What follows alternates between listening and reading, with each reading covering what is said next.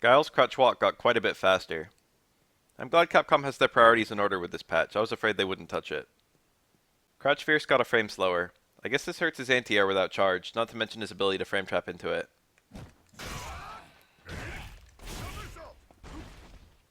While stand forward does 10 more damage. This is Guile's ideal anti-air for mid-range and distant jumps if he has no charge, but between Crutch Fierce, Crutch Jab, and Flash Kick, Guile players haven't been resorting to it much this game. Towards forward has gotten significantly worse. It has a frame longer startup, it won't move as much so it lost some range, and it has 3 more frames of recovery at the end, so it's much easier to whiff punish if it doesn't hit. To top it all off, Guile's hitbox is wider for the recovery of the move, to ensure the opponent is in range to whiff punish.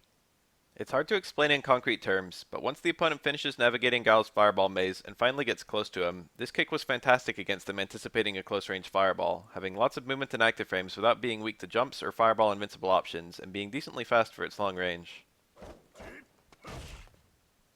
All of Guile's target combos have been overhauled. They're all more unsafe on block, which is kind of iffy because you can't really confirm them.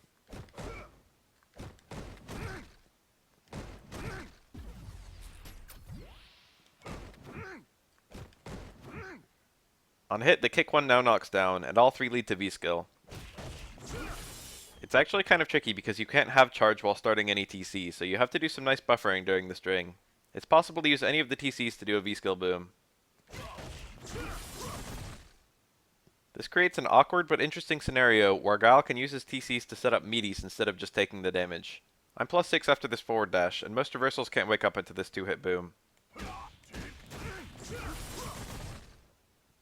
Things start getting really interesting in the corner, where the Vska will juggle, and that will enable a juggle into light flash kick. This does decent damage and builds V-meter too.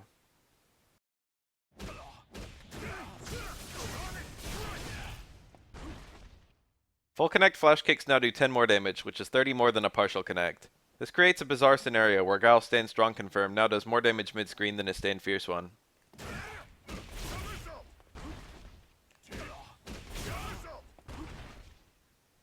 Additionally, flash kick version differences have become more pronounced. Prior to Season 4, they were all pretty similar, except light was faster and heavy had more range, while the invincibility on all 3 mostly just changed to match the startup. Both light and medium flash kick are fully invincible to air attacks for their duration, but they lost any other invincibility. Hard flash kick's projectile invincibility now starts on the 3rd frame instead of the 1st, so Guile can't break fireball block strings as easily. And all meterless flash kicks can now be thrown on wake up.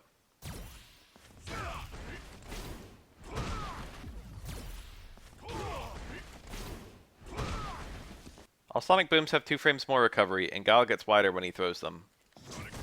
This doesn't sound like much, but remember, this is the most direct way of nerfing Guile's most powerful tool, so little differences go a long way here. Light sonic boom got faster. The slowness of Light Boom was one of Guile's greatest strengths, because it gave him more time to charge another boom while waiting for the current one to hit his opponent. So not only does he control the screen for less time per boom, he also gets less charging on his next one. The new Light Boom hits 1 frame sooner in his corner combo. Fortunately, his down towards roundhouse has been sped up by 1 frame to compensate.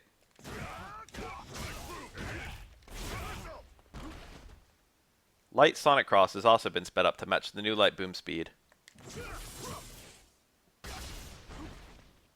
I have pretty positive feelings about all these changes. On one hand, I think Guile is probably the single best designed SF5 character by gameplay, and one of the most technically interesting ones.